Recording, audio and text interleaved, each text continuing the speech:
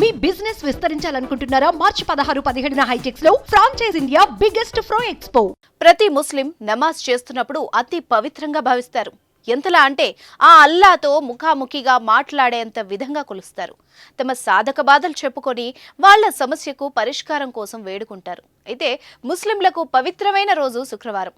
వారంలో మిగతా రోజులు నమాజ్ చేసినా చేయకున్నా శుక్రవారం మాత్రం తప్పకుండా నమాజ్ చేస్తారు.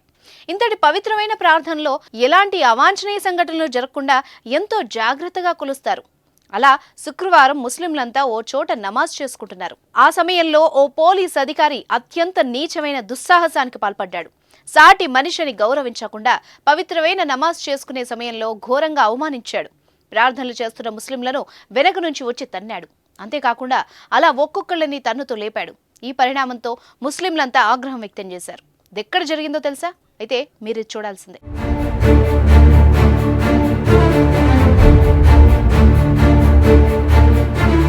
ఢిల్లీలోని ఇందర్లోక్ ప్రాంతంలో రోడ్డుపై శుక్రవారం మధ్యాహ్నం ముస్లింలు సజ్దా ప్రార్థనలు చేస్తున్నారు.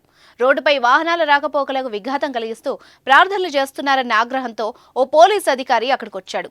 నమాజ్ చేస్తున్న ముస్లిం యువకుల్ని తన్ని లేపాడు. నమాజ్ చేస్తుండగా ఎలా దాడి చేస్తారని నిలదీశారు. ఈ సందర్భంగా ఆ అధికారిని చుట్టుముట్టి ఘోరావు చేశారు. ఈ సంఘటన దేశవ్యాప్తంగా తీవ్ర దుమారం రేపింది.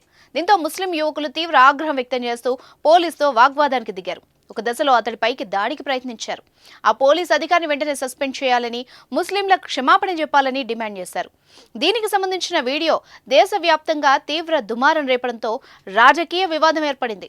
కాంగ్రెస్ పార్టీ నాయకులు తప్పుబట్టారు. రాజ్యసభ సభ్యుడు ఇమ్రాన్ ప్రతాప్ గర్హి స్పందిస్తూ పోలీసు అధికారికి కనీసం మానవత్వం కూడా లేదు, అతడు ఇలాంటి దురుసు ప్రవర్తనతో ఏం సాధిస్తాడు? ఢిల్లీ పోలీసులు వెంటనే స్పందించి అతడిపై చర్యలు తీసుకోవాలి, అతన్ని విధుల్లో నుంచి తప్పించాలి అని డిమాండ్ చేశారు. పోలీసు అధికారి దాడి సంఘటనపై ఢిల్లీ డీసీపీ మనోజ్ మీనా స్పందించారు.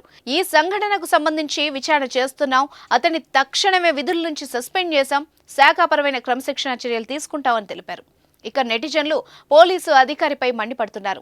ప్రార్థన చేసే సమయంలో ఇలా తన్నడం ఏంటి అని ప్రశ్నిస్తున్నారు. రోడ్డుపై నమాజ్ చేస్తుంటే అలా తన్నడం పద్ధతి కాదు అని తప్పుపడుతున్నారు.